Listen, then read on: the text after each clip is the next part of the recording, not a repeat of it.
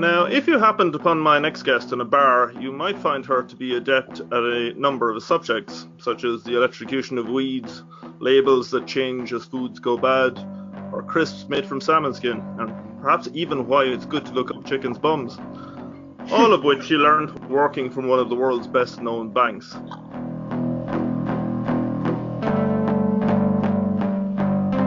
My name is John Carrigan, and welcome to the Bioculture Podcast, brought to you by RebelBio and SOSV, the world's #1 early-stage investor.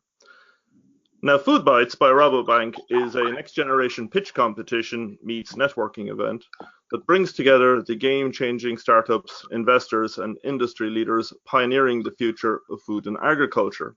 And earlier this month, it wrapped up its London pitch event. On the line, I think from New York, is Nina Myers, who will speak more to us about FoodBytes and what it actually does. Hi, John. Thanks for having me. Really excited to be here. Before we talk about the organization behind this, I thought it would be good to just touch on some of the startups we've mentioned in the open. Electrocuting weeds, for example, is actually a serious idea. 2 weeks ago, we were in London, our first standalone FoodBytes in Europe. And what we saw that was really interesting was sort of the three winning companies in particular really focused on sustainable innovation throughout the supply chain, whether that's electrocuting weeds without the use of harsh chemicals, or that's Mimica, which is essentially a packaging indicator that sort of is revamping the very antiquated expiry date system through a really novel technology that's related, that sort of when you touch the packaging, it will indicate whether it's been spoiled, and it reacts to different environmental factors rather than just an expiry label that simply gives a date based on lots of different factors. So that we really saw, we were anticipating that. We had a lot of applications, and most of the companies that were selected really had a strong focus on kind of the triple bottom line: people, profit, and planet. And as we saw in the room, the judges selected Root Wave to win that top award, and the people in the room selected, a sustainable packaging innovation company, Mimica, as the winner in their hearts, if you will. I think your website is a fascinating website just to see the range of companies and technologies which you seem to be associated with. I mean, I mentioned some of the fun ones. I mean, Eggs XYT, which is actually about the sexting of chickens, isn't it? Yeah, actually, they pitched. They were a 1.5 minute pitch in London, and did a really fantastic. So we have 10 companies that have sort of longer 3.5 minutes to pitch, and then we have 10 companies in London who had 1.5 minutes. So that's kind of a big idea to get across in that amount of time. They showed a fascinating video of sort of the technology in use, so how they can detect the biomarker in the egg and see whether it's male or female. So really, they're trying to tackle a billions of dollar problem, and really billions of unnecessary chick death in the industry through their sort of biomarker technology. And just for the people who don't know, why would it be so important? Essentially, so basically the layer hens, the female hens are the ones that can then reproduce and lay eggs. And so when the male chicks are born, at least according to Exit and their pitch, those male chickens are essentially killed. And so the idea is that if there's a possibility to detect that biomarker, then those male chicks don't need to be incubated, and the female chicks can be incubated, because those are the chicks that are used in the egg industry to lay the eggs. Is it the perfect pitch that makes them, or is it the technology itself?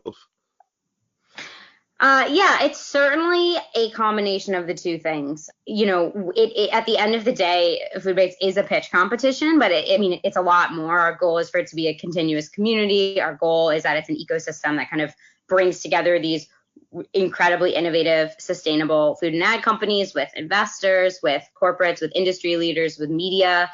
But it is an event that has kind of that wow factor. And so I would say that the technology is the most fascinating thing in the world. If you can't pitch it and make it very clear to that very disparate group of people in the audience, then it's not going to sort of get the highest mark. If you look at the pitches for companies like Mimica, for companies like Rootwave, they just made it incredibly clear exactly the problem that they're solving, why it's a huge global issue, that their technology can help solve and can help, if scaled, can really help make a difference and move the needle, make it really clear what the problem is. You need to know what your product is or technology is inside and out, and you need to make it clear to the audience. And then again, it's a pitch competition. So why are you here? What do you need? Are you, make it easy for people in the audience. Do you want strategic partners? Are you looking for investment, etc.? And do you actually provide pitch training? Yeah, so it's we actually do. So we work with the companies leading up to FoodBytes. They find out they've been selected to pitch about 6 weeks before. We provide them a lot of resources on how they should structure their pitch, what that should look like. We do a prep call with all of them where we really go through questions. We go through everything we're looking for, the ins and outs of FoodBytes. And then our team also does like an internal round of edits on their visual deck once we get it. So just like, does this make sense? What are you missing? Is it too long? All the sort of like visual elements of it.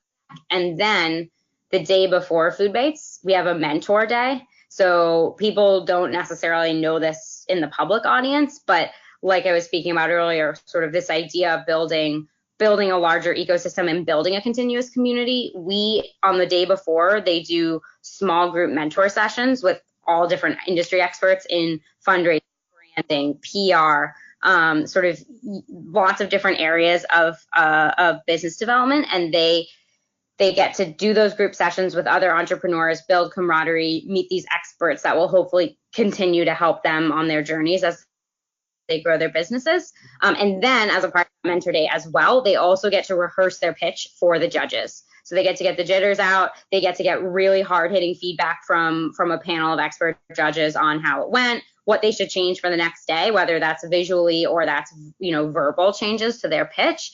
And so absolutely fascinating to see the improvement between day one and day two. And even the companies come in like super polished, really great pitch, really clear. There's little tweaks that are made between day one and day two that really sort of improve how they do overall. And would you say from your experience in this that there's kind of one common mistake or one mistake that's more common than ever that you find you have to correct? That's interesting. What we saw in London a lot, which was fascinating, and we had one of our incredible judges who is actually the head of the Banking for Food Inspiration Center within Rabobank. So she's like sort of oversees all of like the FoodBytes initiative and a lot of Rabobank's other sustainable initiatives. Her name's Jacqueline Peters, and she kept asking every company at the end once they pitched, like, why are you here? So I think that's something that we see where, like I was just saying, like, don't leave that up to the audience. Make that very, very clear at the end of your pitch. It's something that just makes it, sort of gives it that extra polished edge. So I think that's one thing. And then, like I sort of mentioned earlier, the other thing, since we are we have a lot of CPG companies who are usually very branded and very clear on what they're doing from a product perspective, but we also have a lot of ag tech and food tech companies that generally make up about 2/3 of the 20 companies that are pitching on stage. And sometimes with those companies, they don't get into as much or as clearly in the beginning what their product is, how it works, and the problem they're solving. So that is definitely something we see more on the tech side. And like I mentioned earlier, a lot of times on the first day, the judges will call that out and say, like, you didn't talk about exactly what you do until 3 minutes in. Like, you got to flip this around. You got to talk about it at the beginning so that we have a guide for, how to follow your story. And yeah. Take me back. So I can clearly see that Rabobank is very invested in this, and it's clearly not just lending its name to it. I mean, can you guide me through the origin of FoodBytes? I mean, who thought of it? Why did they do it? And where were they at the time? And maybe tell me a bit about your involvement then as well. Yeah, sure. So FoodBytes was started within Rabobank by a banker named Manuel Gonzalez. And he'd been a corporate banker for 15 plus years at that point, and sort of was in the Bay Area. He was based in the Bay Area, and he was looking at going to a lot of tech competitions, going to a lot of, sort of integrating in the startup world, seeing what was going on there. And he sort of thought, there's a lot of pitch competitions, a lot of accelerators, a lot of businesses that are focused on, tech in general, tech innovation out there, but he didn't really see anything that was specifically focused on food and ag. And as Rabobank is one of the leading food and agriculture banks, he thought this is something that we can really make a difference in. This is something that we can bring our network to, our knowledge in the space, our like clear food and ag expertise, and sort of look at that overlap between, what we're bringing to the table in that sense, and really trying to help innovators in food and ag grow their businesses, and by bringing them to the table with our corporate clients, with investors, and with the rest of the ecosystem. And so really looking at this as, our clients are the largest food and agriculture banks, from a wholesale perspective in North America. This initiative started in San Francisco. So really, looking at ways to differentiate ourselves to our clients, and also looking at ways to really help the businesses of tomorrow, and really be sort of on the forefront of innovation. So it started as just like drinks with friends. We had a couple of 10 startups pitch at that point. It was kind of just one guy's initiative within the bank, working with some external vendors as well. And we had some pretty prolific companies pitch at kind of those first few much more informal events, like Back to the Roots. And from there, it just sort of started to gain a recognition, build a brand. And I came in to working on the project externally. And then when Rabobank started to build a team around it, which would have been last spring, summer, that's when I came in as the platform manager. And since then, we've grown the team from basically 1, 2, 3 people to now we have 8 people globally. So that should give you some background. Where do you see the future with it? So in terms of FoodBytes, okay, yeah. So we're going to continue growing the platform globally, and continue expanding in North America as well. We're also, we do these events, like I said, we're really focused on building this continuous community as well. So what we've started doing, and what I'm really excited about too, is kind of putting out more content. So really leveraging the experts, like I mentioned, the judges and mentors, the industry leaders who we bring to this table and who are really passionate about what we're doing with FoodBytes, and really sharing those insights that they have more broadly. Really continuing to profile, the alumni that come through the platform. We have 230 alumni now after London. So really, we're focused on doing that through our blog, through our social media, through our, sort of community partnerships with organizations like FoodX, for example, is related to SOSV. We're looking at how can we build that continuous community through content, through connections, and take it, continue to do the events, but continue to build on them as well.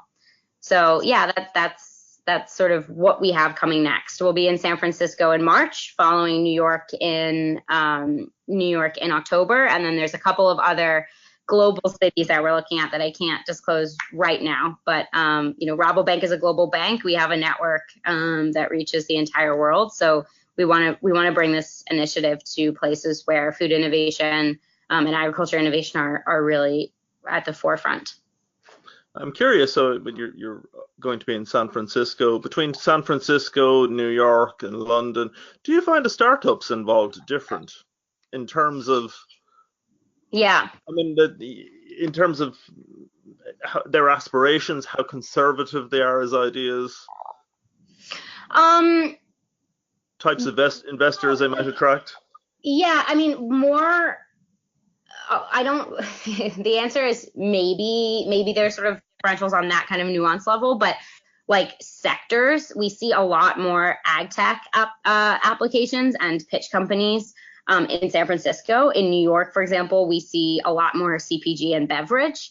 In London, we also, as is sort of indicated by the winning teams, we also saw much more food tech, ag tech, sort of sustainable ag packaging applicants, like those types of food waste applications, which we know is I mean, you're in the UK, but really top of mind for consumers, for businesses, on a policy level, et cetera. So we saw a lot more in like those kind of specific nuanced areas. So yeah, we're starting to look at, we have this big database of applications, and we're really starting to sort of dig into the analysis that we can do there and understand who's applying where, and how that changes over time, and what are the common themes, throughout globally. For example, food waste is certainly a common theme that we're seeing on the consumer side, but we're also seeing on the supply chain side. We have a few different companies pitching in London who are really focused specifically on food service waste, for example,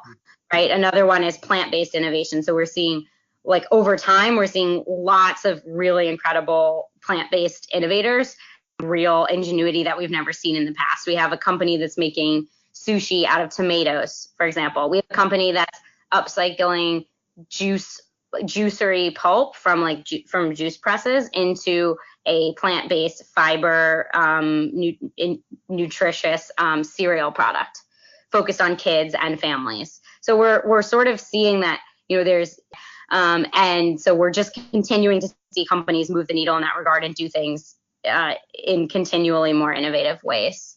In terms of the conservative versus not conservative, we continue to play out over time. We'll see more and more of that. We sort of heard more broadly that the investment community in general, or sort of the ecosystem in London, would be more conservative about getting involved in FoodBytes, about coming to FoodBytes, about engaging with these companies. But I think actually sort of when push came to shove, we saw a huge turnout of investors, of our corporate clients, of really the entire ecosystem in London, and that was certainly a pleasant surprise to us. Yeah. Tell me, Nina, in all the years you've been doing this, is there any one company you've seen or one technology that you've seen that really sort of you thought, damn, that's clever? That's hard to pick out from the 230, but I will say this theme of transparency, and transparency throughout the supply chain, and the companies that are tackling that, I think that's where it's sort of an aha moment where we say, of course, consumers want to know more about their food throughout the entire supply chain, and businesses are recognizing that desire from consumers, and so it's trickling up in that way. So I would say all the companies that are focused on that, I think that's where the future is going, and that's the thing where when we see it pitched on stage, we're like, of course that's what should happen in 2018 for the future of food. The industry has been antiquated for so long, and the systems that we built 20, 30, 40, 50 years ago, a lot of them, are still relatively the same. But I think companies like Provenance, who pitched in London, companies like Smart Catch, who are looking at traceability in the seafood supply chain, companies like Impact Vision, they're a UK-based company. They have a hyperspectral technology to check the quality of ingredients throughout the supply chain.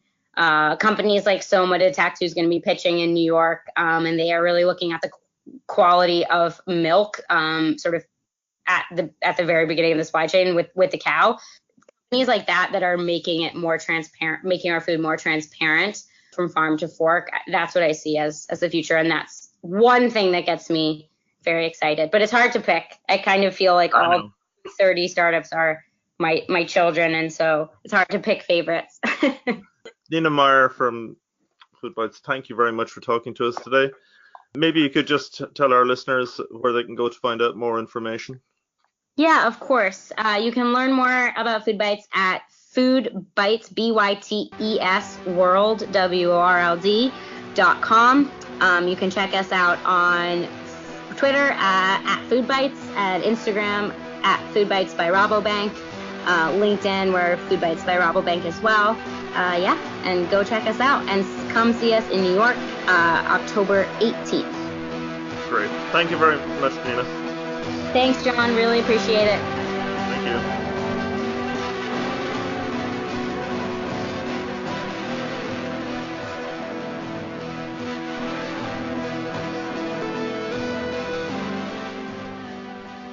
That was Nina Meyer of FoodBytes on the line from New York earlier this month. So what do you think of sexting chickens? Have you seen any other great recent innovations in agri and the food tech industry which we should all know about? Or maybe you just want to let us all know what you think of pitch competitions. Either way, leave your comment on Twitter at RebelBio, or if you go searching for RebelBio on YouTube, you'll get access to some great videos detailing both what we and our startups that we invest in actually do. And thank you for joining us, and watch out for Bioculture future podcasts.